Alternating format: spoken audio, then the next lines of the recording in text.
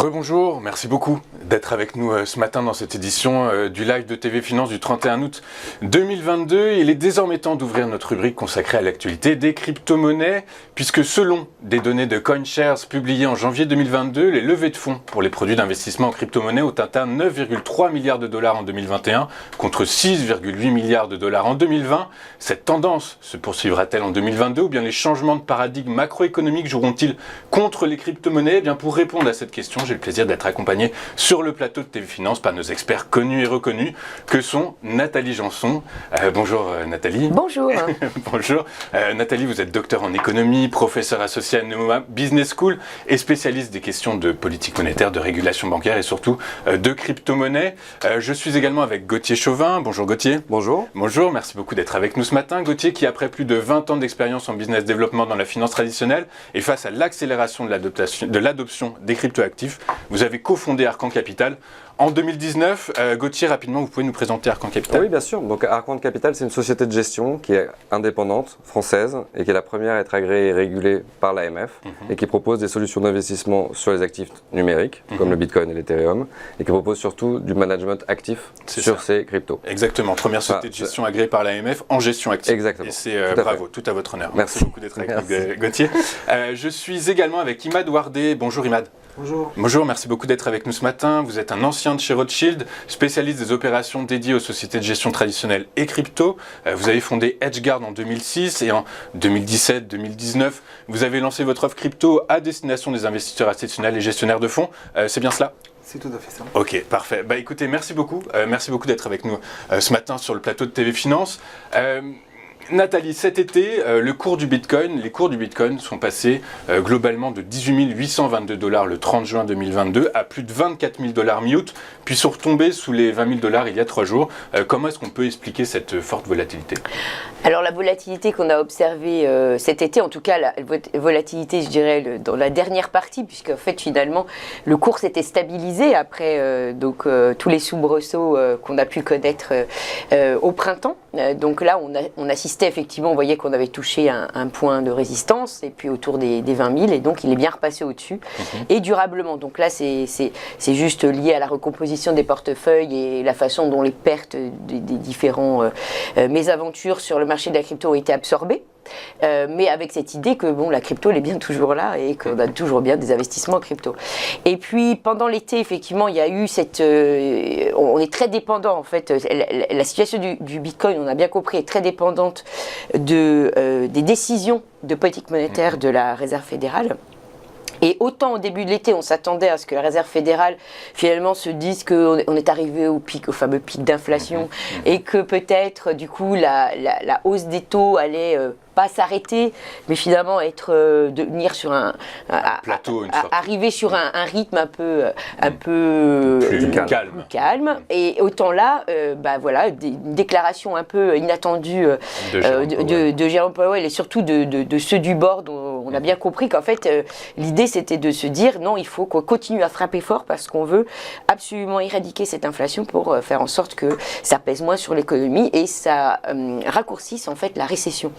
Et c'est cette annonce un peu pessimiste qui, du coup, à nouveau, comme le Bitcoin, on a bien compris en 2022 que les cryptos étaient davantage corrélés aux actifs, et bien au même titre que le Dow Jones, que le Nasdaq, le Bitcoin, ça n'a pas fait exception. Je me rappelle encore avoir lu les moins 3% sur le Dow Jones quand quand il y a eu l'ouverture de la conférence des banquiers centraux à Jackson Hole, et ça n'a pas loupé. Le Bitcoin enchaînait avec une baisse à peu près de 7%. C'est ça, ouais. Voilà. Jackson Hole, à l'issue de laquelle, de cette réunion, Jérôme Powell disait il faut lutter contre l'inflation, quitte à mettre les ménages dans l'embarras, les ménages américains. Oui. Donc effectivement, c'est assez problématique. Messieurs, vous avez quelque chose à rajouter là-dessus? Quel est l'œil justement du gestionnaire d'actifs sur cette baisse? Je pense qu'on a tous été surpris, comme disait Nathalie, de l'agressivité entre guillemets du speech de 8 minutes de Powell au Jackson Hole vendredi. Les marchés ont dévissé, que ce soit sur les cryptos, mais aussi sur les marchés traditionnels. Je crois que le Nasdaq a perdu 4,5% ou 4,3%. 3,96, je crois, quelque chose comme ça. Ouais, et le S&P 330 ou quelque chose comme ça. Donc l'ensemble des risques assets a quand même été douché par cette annonce. Maintenant, est-ce que le discours de Powell n'était pas quelque chose d'un petit peu short terme et qu'on va attendre les datas qui vont sortir du CPI à venir pour avoir une idée un peu plus claire sur les mouvements de taux à venir, parce que clairement en ce moment la corrélation est forte entre les taux et les risques assets en général. Donc voilà, je pense qu'il faut rester très concentré sur les datas américaines principalement, parce que c'est eux qui donnent le là sur le Alors sur on le verra marché. dans un instant que le FMI parle également des actions asiatiques, hein. Donc pour comprendre la corrélation justement dont parlait Nathalie entre les actifs classiques, les actions et les cryptos, Imad, du côté du risque justement, gestion du risque, comment est-ce qu'on a vécu comment est-ce qu'on vit la forte volatilité des crypto-monnaies?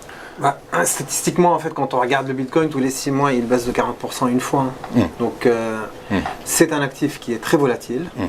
Et en fait, quand un actif est très volatile, ce que les gérants font, ils ne vont pas mettre 100% de leur patrimoine dedans. Ils vont mettre 2-3%.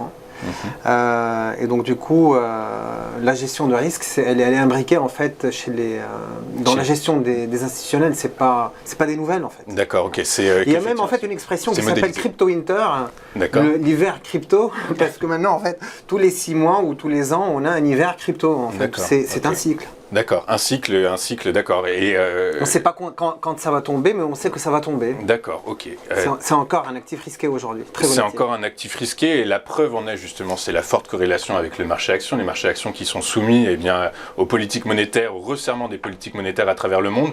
Le FMI s'inquiète de l'interconnexion avec les bourses asiatiques qui pourrait stimuler l'instabilité financière. Comment est-ce qu'on peut expliquer ça, Nathalie? Oui, alors effectivement, ça a été le grand changement de 2021. La corrélation, puisque avant, la plupart des travaux académiques qui étaient faits sur le sujet, et même chez les gérants d'actifs, c'était de considérer les cryptos comme un autre type d'investissement. Donc c'était vraiment, donc après, on avait différentes théories sur le rôle joué par les cryptos, mais en tout cas, c'était un actif qui se comportait pas comme la bourse ni comme le reste des actifs. Donc 2021, en effet, il y a une rupture puisque les cryptos s'institutionnalisent et deviennent corrélés à la plupart des marchés. Et bien évidemment, effectivement, comme on est sur des actifs risqués, on va avoir une corrélation aussi avec les marchés émergents qui font partie des mêmes catégories de risques. Et c'est pour ça que le FMI s'alarme, parce qu'il dit, bah oui, ça renforce en fait la corrélation à ce niveau-là, et donc des effets dominos. Donc c'est pour ça qu'ils s'en inquiètent. Les effets dominos, alors le FMI parlait des places asiatiques principalement. Oui, avec les pays, parce qu'en fait il y en a beaucoup qui sont encore en émergents, et donc ça veut dire que dans les portefeuilles, dès lors où la crypto va mal, les émergents vont mal, et du coup tout va mal, et on a les fonds qui s'en vont pour aller ailleurs. Donc forcément, ce n'est pas des bonnes nouvelles pour la zone dans laquelle ça arrive. Ok, mais de là à parler de renforcement de l'instabilité financière, c'est pas un peu, les montants investis sont passés de 3 000 à là, 1 000 on est vraiment dans le discours très, je dirais, qui est crypto-bashing quand même dans l'ensemble par les autorités. Vous prenez les responsables de banques centrales, celles en Europe encore pire, mais bon, aux États-Unis, c'était plutôt le Trésor qui jouait le crypto-bashing avec Janet Yellen. Mais bon, globalement, vous avez bien vu le FMI avec le Salvador, c'est des discours quand même très négatifs. Donc là, ils sont effectivement dans le rôle on veut décourager la croissance en fait de ce secteur-là en continuant à agiter le drapeau. Attention, c'est risqué, il ne faut pas y aller. Et par quoi? Par l'idée derrière, c'est quoi? C'est la protection de l'investisseur? Oui, c'est ça. Oui, puisque certains y vont de toute façon, mais pour ceux qui hésitent à y aller, ils essayent de repousser pour pas que le cercle s'agrandisse. Ok. Gauthier. Oui, pour rebondir sur les propos de Nathalie, je pense qu'il y a autre chose à noter, c'est que ces dernières années, avec l'adoption grandissante des cryptos, énormément de fonds, on va dire de finances traditionnelles, classiques, macro, ont investi massivement dans les cryptos, et leur comportement est exactement le même que celui qu'ils ont sur les actifs traditionnels. Donc, par exemple, sur The Merge, on a vu quand même une forte hausse, sur le merge de l'Ethereum. On va en parler en fin d'émission, effectivement. Je fais vite sur ce truc, mais il y a eu beaucoup de spéculation. On est monté quand même de 1000, grosso modo, à 2000 en l'espace d'un mois, grosso modo. Et là-dessus, il y a eu beaucoup de spéculation. On suppute quand même qu'il y avait beaucoup de hedge funds dits classiques qui avaient anticipé bien avant le merge pousser un peu les cours. Et qu'on vendu à 2000 en gros. Et qui essayent de profiter de l'engouement. De l'engouement. Donc je pense que cette corrélation avec les risques assets aussi fait que tous ces fonds traditionnels qui viennent dans la crypto ont évidemment des portefeuilles en equity, en bonds, mais aussi en crypto. Et tout est interconnecté. Donc si ça commence à partir à la baisse sur les cryptos par exemple, ils vont avoir tendance à réduire leur VaR et à réduire leur position un petit peu partout. Donc effectivement cette corrélation, à mon sens en tout cas, plus l'adoption devient massive avec les gestionnaires. Par les institutionnels, c'est ça, qui ont un comportement finalement classique de gestion classique de leurs fonds. Et plus on va avoir, plus on risque d'avoir de la corrélation. En tout cas aujourd'hui, quand les banques la Fed augmente ses taux directeurs, on a tendance en fait à aller à placer l'argent vers les obligations américaines. En fait, on le taux sans risque du portefeuille. Et donc en fait, on va vendre les actifs risqués pour placer l'argent, avoir l'intérêt. Dans ce sens-là, en fait, la crypto est un actif risqué, et donc il devient corrélé avec les autres actifs parce qu'on va le vendre pour placer ailleurs. Il y a un temps, on parlait du Bitcoin comme l'étalon or. Qu'est-ce qui s'est passé depuis quoi? Alors, je pense que je vais tenter une réponse. En effet, c'était il y a 6 mois, il y a un an. Oui, parce que c'est avant 2021. C'est vraiment 2021 qui a été la rupture. C'est là où c'est intéressant finalement. On ne sait jamais, on ne possède pas le destin de quelque chose qu'on crée, puisqu'effectivement, le Bitcoin est vraiment né comme en rupture avec le système traditionnel, en disant voilà, ça suffit, si système monétaire, on ne contrôle rien, les États ne contrôlent pas les banques centrales ne contrôlent pas les banques, donc on va avoir quelque chose de stable avec une offre finie, ces fameux 21 millions qui seront émis. Et là, on voit qu'en fait, ils ont après le Bitcoin est devenu ce que les gens en ont fait dans leur façon de l'appréhender.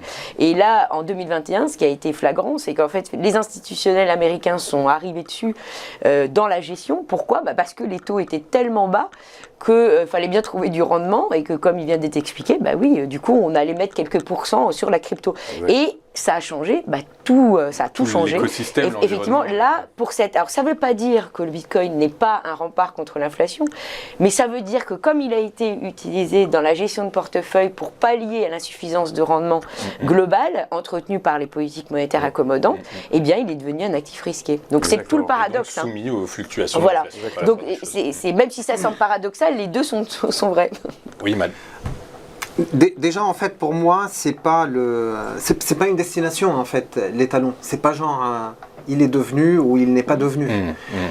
Il a toujours un potentiel. D'accord, parce que c'est une technologie très récente, donc du coup, finalement, s'arrêter à vouloir lui donner une définition alors que finalement, on ne sait pas où ça va. Il a toujours le potentiel d'être un étalon. Il ne l'est toujours pas aujourd'hui.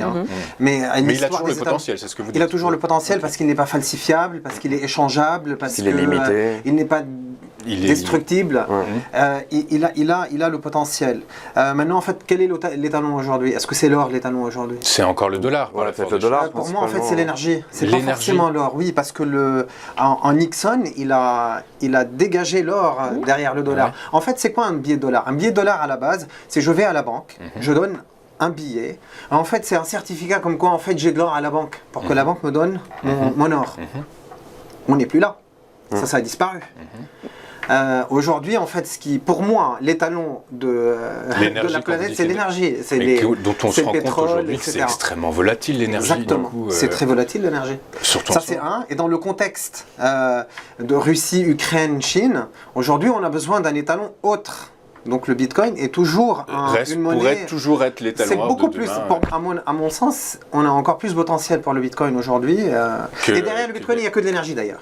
Oui. Ah bah ça, oui, d'ailleurs, on en reparlera pareil, encore une fois avec The Merge, etc., qui le sous-jacent, un des sous-jacents, c'est effectivement la consommation dantesque d'énergie des mineurs. Juste, donc on va revenir sur les institutionnels, le Bitcoin et les institutionnels. Gauthier, on l'a bien compris, dans un marché risk-off, c'est-à-dire que les taux courts sont en hausse, les taux longs sont en hausse, le VIX est en hausse, les indices baissent. Est-ce que cet environnement est favorable aux institutionnels pour rentrer sur le marché des cryptos? Alors, est-ce qu'il est favorable? C'est une question qui est compliquée. Ah bah, c'est pour ça que je pose. En revanche, ce que je peux dire et ce qu'on voit physiquement, c'est qu'il y a 2 points qui sont importants. C'est la réglementation. Et ça, pour voir arriver des institutionnels de renom sur le marché de la crypto, c'est pas nécessaire, c'est obligatoire. Exactement. Et ce qu'on voit en France, en Europe et aux US, c'est que la réglementation est en train de se façonner, de se mettre en place. Et tout ça, c'est très très positif pour les institutionnels. Pour les institutionnels. Parce qu'il y a beaucoup de risques de réputation pour les banques et pour les gros asset managers dans le monde. Et évidemment, aller dans quelque chose qui est non régulé, avec aucune réglementation, c'est quand même assez compliqué. Pourtant, vous êtes lancé, vous êtes pionnier dans la gestion active. Oui, mais moi, j'ai pas pas encore la réputation d'un BlackRock, d'un Fidelity, de gens comme ça qui ont énormément d'autres actifs, par la communauté financière française. Bien sûr, de toute façon on est des régulés agréés par l'AMF, donc on est scruté et régulé en détail par l'AMF, ça c'est sûr. Mais donc du coup oui, est-ce que malgré tout, si on comprend les indices, a priori beaucoup d'analystes techniques fondamentaux sont plutôt baissiers sur les indices, du coup par la force des choses cette corrélation étant extrêmement importante, un certain calcul à 80%, 85%, donc c'est très important avec un coefficient de détermination aussi proche d'1, donc tout ça va dans un sens, enfin vraiment la corrélation est là, du coup comment expliquer à vos clients qu'aujourd'hui il faut rentrer dans un fonds crypto alors que potentiellement ça alors là, on est sur une autre question, mais nous on fait de la gestion active, donc en fait on peut avoir des positions short ou des positions neutres sur les cryptos. Donc on a un de nos fonds qui est largement positif cette année par exemple, parce qu'il a profité de la baisse. Donc voilà, donc nous on n'est pas nécessairement, c'est de la gestion active, donc on n'est pas nécessairement impacté, donc c'est pas très compliqué tant qu'on a des performances intéressantes d'aller en tout cas pitcher un client sur le sujet. Mais pour revenir au sujet sur le contexte favorable. Je pense qu'il y a, en dehors de la réglementation, on a vu aussi que grâce à cette réglementation, à la fois JP Morgan et BlackRock, qui étaient farouchement contre les cryptos ces dernières années, arrivent avec des solutions crypto. BlackRock a lancé un fonds il y a quelques jours sur le Bitcoin, sur cet été. Donc ça c'est pour les US. BlackRock c'est quand même le plus gros fonds au monde avec plus d'1 trillion d'assets under management. Donc je suppute assez facilement que d'autres vont suivre, ou en tout cas je serais étonné qu'ils ne suivent pas. Donc voilà, donc il y a quand même une roue qui est lancée. Si on parle de plus proche de chez nous en France, on a la Société Générale qui est très impliquée sur les cryptos. Ils ont monté une filiale qui s'appelle Forge, qui est spécialisée dans la tokenisation. On sait qu'ils s'intéressent de très près à la conservation d'actifs numériques. Voilà, donc et même plus globalement, toutes les banques ou les institutionnels à qui on parle, de près ou de loin en France ou à l'étranger, sont en train de travailler. Positionnés, je ne sais pas, mais en tout cas travaillent sur la blockchain, travaillent sur une task force au moins sur les cryptos. Pardon. Oui, exactement. Alors, on sait, alors en France, effectivement, il y a Aglaé Venture, qui est le fonds d'investissement de Bernard Arnault, qui se lance dans la crypto. 100 millions ont été débloqués. Il y a BPI aussi, avec un de ses fonds qui lance un fonds 100 millions d'euros aussi pareil. Imad, est-ce qu'il y a d'autres institutionnels français qui se lancent sur le marché de la crypto? Oui, il y en a. En fait, les banques françaises se préparent pour se lancer. C'est ce que disait Gauthier, notamment Société Générale du coup. Mais donc oui, j'imagine pas que BNPP, pas que. Et aussi, nous on est en contact avec des sociétés étrangères aussi, des grandes banques américaines, asiatiques. Ils se lancent. Le lancement il sera en 2023 a priori. Donc là en fait on se prépare. Mais en fait qu'est-ce qu'on dit aux clients pour investir? Le but en fait c'est pas de convaincre. Le but c'est pour moi d'éduquer. Le Bitcoin est comme une start-up. Aujourd'hui il est aussi liquide par exemple que Tesla et bientôt aussi liquide que Apple. Donc il n'y a plus le risque de liquidité beaucoup baissé. N'existe quasiment.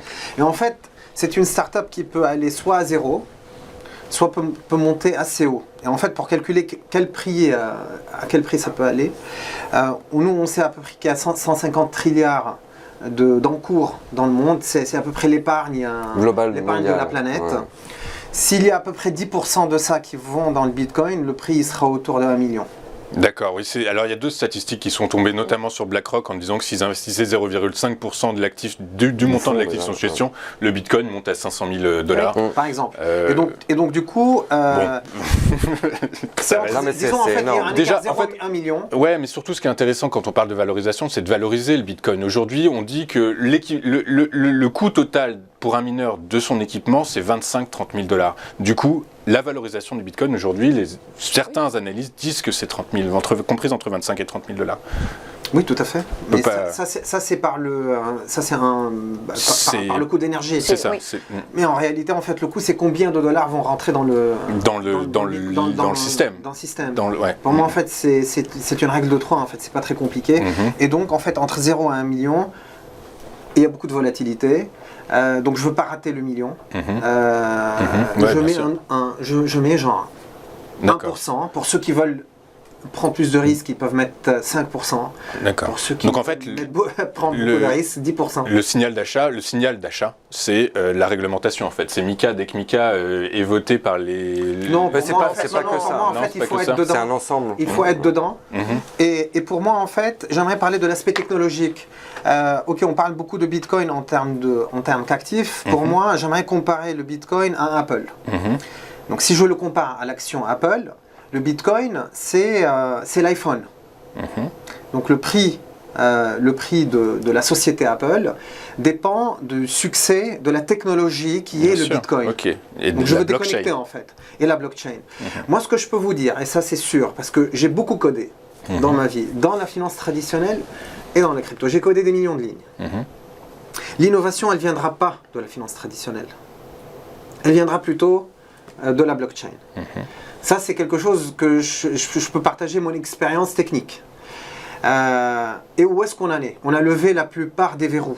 Donc, l'écosystème crypto va accoucher d'une très grande innovation. De révolution. Et la clé de voûte, c'est le Bitcoin.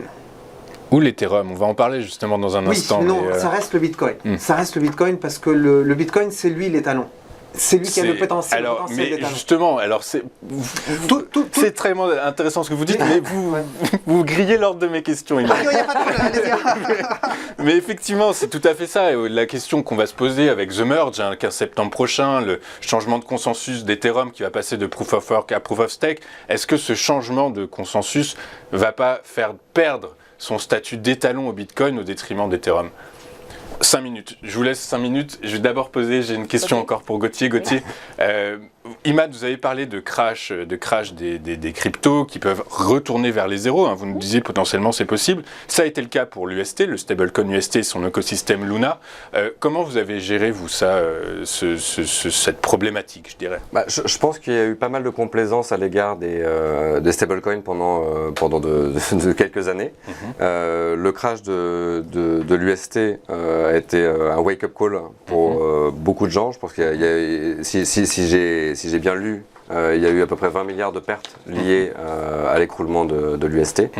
Je pense que quelques fonds ont dû avoir des soucis. C'est possible. De notre côté, on n'était pas du tout investi sur le Luna, donc on n'a pas eu de problème particulier. En revanche, on s'est dit quand même qu'il y avait un sujet sur les stablecoins et qu'il fallait qu'on regarde ça d'un petit peu plus près. Donc on a un lab en interne qui a réalisé une étude sur ce sujet et on est arrivé à la conclusion. Je ne peux pas faire toute l'étude ici, parce que je ne pense pas que ce soit l'endroit et on n'a pas le temps. En revanche, la conclusion, c'est qu'il y avait un certain nombre de stablecoins qui étaient clairement sous-collatéralisés, d'autres qui l'étaient plutôt pas mal, certaines même plutôt très bien. En revanche, il y avait toujours une petite zone d'opacité, et nous, en tant que gérants d'actifs, l'opacité, on n'aime pas ça. On ne veut pas avoir à expliquer à nos clients qu'on a perdu de l'argent sur un stablecoin pour nos clients, parce qu'on n'a pas fait d'études sur le stablecoin et qu'on ne sait pas ce qu'il y a exactement derrière en termes de collatéralisation. Alors justement, vous parlez de clients, Gauthier. Est-ce qu'il vaut mieux ouvrir un livret crypto ou un livret A en ce moment? Alors, les deux, en général. Non, je pense que la question, je ne peux pas répondre à la question vraiment comme ça. Je pense qu'avoir une allocation et une poche d'investissement dans les cryptos, quelle qu'elle soit, que ce soit un investissement en direct, que ce soit un investissement à travers des fonds ou des gestionnaires d'actifs. Ça a du sens. Ça a du sens dans une allocation globale de son patrimoine. Avoir de l'épargne, on va dire, en fonds en euros, en assurance vie ou en livret A. Je ne sais pas s'il y a encore beaucoup de gens qui sont en livret A, mais plein de gens Ouais, sont allés voir, oui, plein de gens. En France, c'est... Ils ont monté un peu les taux, c'est vrai, exact. C'est une énorme... oui, il y a eu- D'accord. Donc entre les Collecte assurances vie, énorme. fonds en euros et les livrets A, je pense que les gens sont déjà investis, déjà pour commencer, mais ça permet d'avoir une petite diversification. Je pense qu'il y a beaucoup de gens à qui on parle qui souhaitent en savoir un peu plus sur les cryptos et sur l'écosystème blockchain, qui veulent en avoir, pas forcément beaucoup, mais qui sont titillés. Franchement, ils entendent parler de crypto et de blockchain. Si on ouvre n'importe quel journal ou n'importe quel site internet, on entend parler de crypto depuis quasiment 2 ans, toutes les semaines. Comme disait Imad, on est dans un mouvement pédagogique, j'ai l'impression, parce qu'effectivement, il y a beaucoup d'études qui tombent. Je crois que la France est le pays en Europe où les Français s'intéressent le plus à la crypto et ont investi le plus en crypto en Europe. Mais il y a un biais, c'est-à-dire que pour eux, en fait, c'est un produit spéculatif d'investissement au même titre, en fait, qui font des paris sportifs. Ils voient la crypto-monnaie comme un pari, en fait, en réalité. Donc il y a quand même une éducation à faire. Ouais, alors pour rebondir sur ça, ce qui est intéressant, nous, les personnes qui nous distribuent principalement, ce sont des conseillers en gestion de patrimoine, les CGP, et tous ont eu le même discours. Oui, on est extrêmement intéressés parce qu'on a de la demande de nos clients qui veulent être investis en crypto. On ne sait pas trop quoi leur proposer aujourd'hui, clairement. C'est évidemment pour ça qu'on a créé Arcante Capital, en fait, il y a quelques années. En revanche, on a besoin de les éduquer. Et pour les éduquer, on a besoin d'être éduqués. Donc, tous, quasiment, nous ont demandé, venez chez nous, venez faire une présentation un petit peu technique à tous nos conseillers en gestion de patrimoine, je parle pour des groupes, tout le réseau, tout le réseau, pour que nous, on puisse être capable d'aller évangéliser aussi la crypto auprès de nos clients, ce qu'aujourd'hui on n'est pas capable de faire. Donc évidemment, nous, on a ce rôle d'évangélisateur, mais je pense que tous les gens qui sont de près ou de loin dans la crypto, sur quelques aspects que ce soit, sont des évangélisateurs parce que vous allez à un dîner, vous travaillez dans la crypto, vous allez parler à vos amis, ils vont tous vous poser la question, ah mais qu'est-ce que tu fais? Ah mais ça a perdu beaucoup, pourquoi, comment, etc. Parce que c'est un sujet qui est très qui intéresse pas mal les gens. Enfin, moi qui suis, donc vous l'avez mentionné, sales en business développement depuis une vingtaine d'années, ça faisait longtemps que j'étais pas allé voir des clients qui étaient ravis de me voir et que j'étais pas le 50e à lui vendre tel ou tel produit qu'il avait vu dans 1500 banques à côté, quoi. Moi, j'aimerais faire mon travail d'évangélisation maintenant. Évangéliser, il m'a d'évangéliser. Donc du coup, pourquoi il faut investir de mon point de vue. Déjà, en fait, la crypto, elle a promis, la promesse de la crypto, c'est la liberté. Et en réalité, quand on regarde de près, on a confondu liberté avec anarchie jusqu'à présent. Et on a utilisé la crypto, beaucoup de projets crypto, c'est des projets anarchiques, entre autres l'UST. Donc, je reviens à la question principale, qu'est-ce qui s'est passé avec eux? C'est un bon gérant, c'est un gérant qui gère le risque. L'UST est un stablecoin, ça veut dire le cours de l'UST doit être égal au cours du dollar. Du moment où il y a eu une décorrélation, ça veut dire qu'il a baissé en dessous des 0,97, les bons gérants ont coupé leur position. C'est pour cela qu'on investit avec des gérants et on ne fait pas ça tout seul. Donc, parce qu'il y a beaucoup de projets anarchiques. Par contre, pourquoi il faut investir dans la crypto? Justement pour la liberté. Et la liberté, c'est quoi? Selon moi, la liberté, c'est être capable de décider. Aujourd'hui, la finance, on ne décide rien du tout. On donne notre argent et énormément de gérants vont décider pour nous. Je pense en fait que la prochaine étape que va amener la blockchain, c'est l'investisseur final, il va pouvoir voter sur ce sur quoi on va investir. Et on va avoir de l'intelligence collective. Une sorte de finance participative, en fait. Oui. Intelligence collective, oui. Comme Donc, la démocratie participative qu'on exactement, souhaite oui. mettre Et en en place. fait, c'est ce que la blockchain va amener. Oui. Donc, d'abord, gestion de fonds, puis après, partageons en fait dans quoi on va investir. Parce que le patron de BlackRock qui gère énormément, il dit, moi ma responsabilité c'est pas d'investir dans le vert, ma responsabilité c'est de faire du rendement. Et je dis en fait, si on veut changer, il nous faut les outils.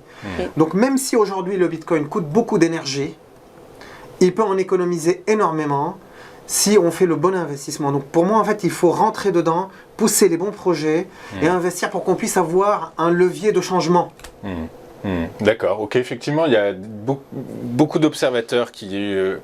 certains disent qu'effectivement le Bitcoin, les crypto-monnaies, c'est des cryptos anarchiques d'une certaine façon. Oui. C'est finalement ça a repousser commencé, l'ordre oui. établi, c'est Bien sûr, changer bien l'ordre sûr, établi. c'était le Libertarien, CryptoPunk, ouais, oui. Et si on continue comme ça, C'est en fait, dans l'empowerment. l'anarchie, C'est ça, En fait leur motus, enfin le motto de départ, c'était de dire on va reprendre, la monnaie est un actif et non pas une dette. Donc c'était ça leur grand truc, c'était de dire on a une monnaie aujourd'hui qui représente des dettes, comme vous l'avez expliqué. Le billet de banque aujourd'hui, c'est les dettes des États, c'est la même chose, ça reflète cette valeur. Donc on va revenir vers l'or dans la mesure où on va revenir à une monnaie active et non pas une monnaie dette. D'accord, une monnaie participative d'une certaine façon, comme vous disiez. c'est pas demain, mais c'est dans les années qui vont venir. C'est la Mais ça se possibilité. construit aujourd'hui. Ouais, exactement. Et Ça se construit aujourd'hui. Pourquoi je vous dis ça? Parce que je suis impliqué dans des projets qui sont aboutis déjà. Donc on n'est pas en train de rêver, vous en c'est parler pas du rêve. un projet par exemple? Non. Enfin, restons je vais plutôt parler de. J'ai oublié ce que je voulais dire.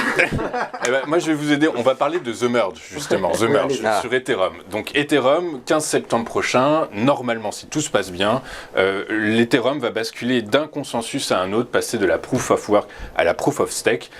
Nathalie, qu'est-ce que c'est que ça? Alors ça c'est effectivement The Merge, c'est une grande question parce que c'est pas d'aujourd'hui qu'on attend. Ça fait quelques années. Voilà, ça fait quelques années que c'est dans les cartons d'avoir un Ethereum qui va passer sous un autre protocole de validation. Et en effet, j'ai eu la chance de participer au dernier événement Surfit Bitcoin et c'était le plateau sur cette question était particulièrement drôle puisqu'on avait des protagonistes importants des deux côtés, du côté Bitcoin et Ethereum. Et c'est vrai que là, on a vraiment la différence marquante et cette croyance dans le Bitcoin qui est vraiment c'est important de comprendre que c'est un projet sociétal, c'est pas simplement une monnaie en fait. Le Bitcoin, ça va au-delà parce que c'est une façon de revoir la façon dont tout est organisé en termes d'échange et de financement. Et là, et cette croyance qu'en fait on doit se protéger, il faut il faut protéger l'intégrité du système.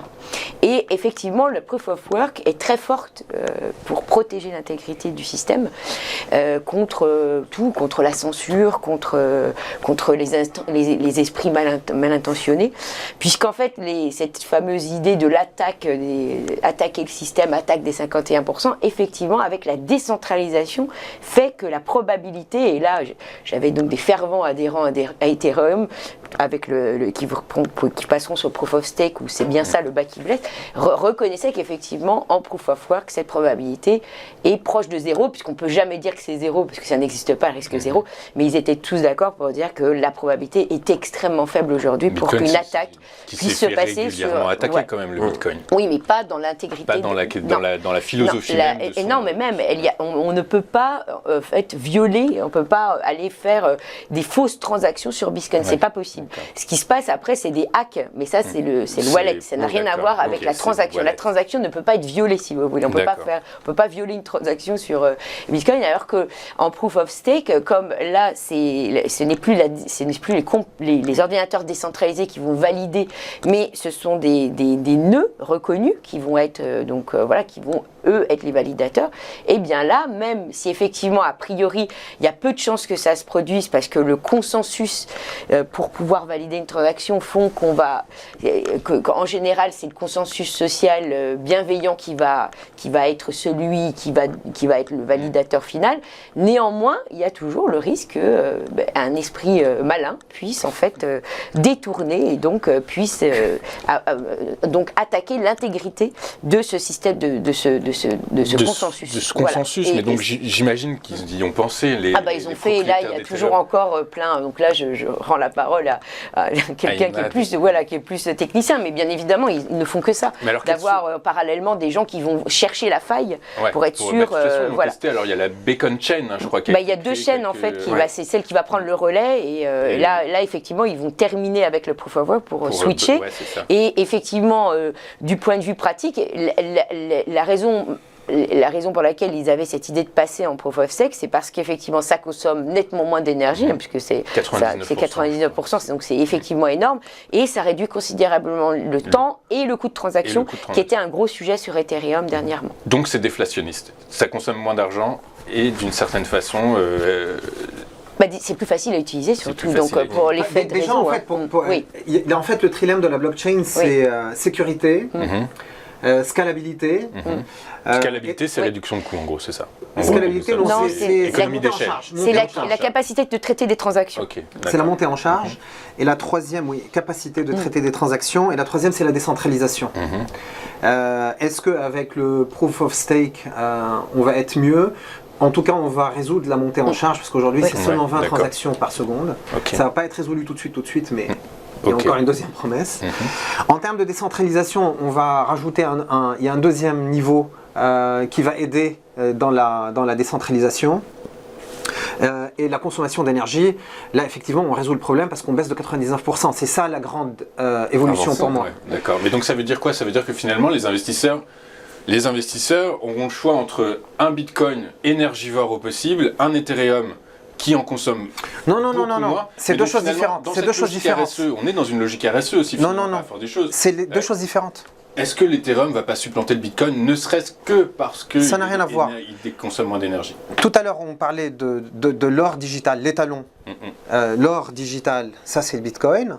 Et l'obligation, D'accord. dans le sens Ok. obligation obligataire, l'obligation Sans digitale, risque, quasiment. l'obligation digitale ou bien c'est l'action l'Ethereum. digitale, ça c'est Ethereum. Ça n'a rien à voir. C'est deux choses Ouais, on peut pas différentes. vraiment comparer. Oui. On ne Ok, compare pas. ok. Donc ça veut dire que selon le profil de risque qu'on choisit, on se dirigera vers le Bitcoin ou l'Ethereum. C'est deux technologies différentes. L'Ethereum va nous permettre De développer. de faire tout ce que la banque fait aujourd'hui Ouais, sur les une autre. smart contracts. Il faut comparer ça à Nokia, l'ancienne technologie pour appeler, Ouais. et l'iPhone. En fait, l'Ethereum va rendre la finance comme un iPhone avec des applicatifs. C'est des plein apps. d'applicatifs. DeFi Ouais. pur et dur. Oui. Exactement. C'est Ouais. des apps en fait. C'est l'application en fait de la technologie. Et la troisième chose qui est très importante par rapport au merge, c'est que aujourd'hui en fait Bitcoin coûte à celui qui détient du Bitcoin ne touche pas d'intérêt. Il est en mode je détiens quelque chose qui peut Prendre monter. de la valeur. Et ça coûte 17 milliards de dollars à maintenir la blockchain par an. Pour donner un ordre de comparaison, les opérations d'une banque coûtent 1 milliard par an de dollars. Ethereum, maintenant, celui qui détient de l'argent va gagner. Et celui qui détient, il va gagner de l'argent, alors qu'avant, c'était le mineur qui gagnait l'argent. D'accord. Le mineur, c'est celui qui fait fonctionner la blockchain. Et en fait, là, on va passer de celui... C'est pas celui qui fait fonctionner la blockchain qui va toucher l'argent, c'est celui qui détient 32 l'Ethereum. Ethereum, je crois, il faut, c'est ça. Exactement, Ouais, c'est lui qui va gagner l'argent. Et ça aussi, c'est quand même Un gros fondamentalement sacré très, innovation. très Ouais, différent. d'accord, ok. Et les frais de transaction vont baisser, D'accord, ok. considérablement. Ouais, d'accord, donc effectivement, on décentralise encore plus, quoi, d'une certaine façon. Parce qu'on passe sur un niveau 2. Parce qu'on passe à un niveau 2. C'est sur le niveau 2 en fait qu'il y aura plus de frais. Sur le niveau 1, il y aura toujours des frais. Ok. Mais le niveau 2 est déjà en production. En production, en recherche. C'est une opportunité pour des fonds, The Merge? Alors, plus largement, les cryptos sont une opportunité pour les fonds parce que je pense que pas mal de gens cherchent du rendement, cherchent à être impliqués sur cette nouvelle technologie d'une manière ou d'une autre. On voit le succès des NFT, en ce moment peut-être un peu moins, mais le succès qu'a été le NFT, ouais, c'est sûr, ouais. le métaverse. Je crois que j'ai lu quelque chose hier sur Nike où ils avaient eu des millions de personnes qui sont venues dans leur boutique virtuelle, Ouais, exactement. Non, mais ça, Et dans c'est- plein de pays différents. Enfin, c'était assez incroyable le nombre. J'ai plus le nom, je sais pas si c'est 20 millions ou. Oui, le nombre était je veux pas assez, mais en tout cas le nombre m'a marqué en tout cas. Donc oui, c'est clairement. C'est pour ça qu'on a créé ARKquant. C'est parce qu'on pense qu'il y a vraiment une opportunité. On pense aussi comme IMAD que. Il y a un potentiel pour aller beaucoup plus haut. Et quand il parle de 1 million ou de 500 000, quand on part de 20 000, je vous laissais faire les multiples, ça fait quand même quelques multiples. Si on prend une action, quelle qu'elle soit, le même multiple, ça me semble juste impossible à réaliser. Ou peut-être sur 50 ans, quoi, mais pas avant. Mais pas en 10 ans. Voilà, pas en 10 ans. Donc le conseil pour moi, pour les investisseurs, c'est, et comme Imad le mentionnait, c'est soyez investis d'une manière ou d'une autre. Ouais, faut Évidemment, pas c'est mieux si louper c'est le chez train en nous. marche, en fait, en réalité. Mais d'une manière générale, je Cher pense capital. d'une manière générale, je pense qu'il faut être investi. Ok, très clair. Dernière question, on a dépassé le temps largement, mais On est bien, c'est pas grave. Même si vous avez commencé déjà à y répondre un peu tous, est-ce ce basculement Proof of Work Proof of Work vers Proof of Stake. Est-ce que malgré tout, même si j'ai compris qu'a priori non, ce serait quand même pas la fin du Bitcoin comme monnaie virtuelle de référence?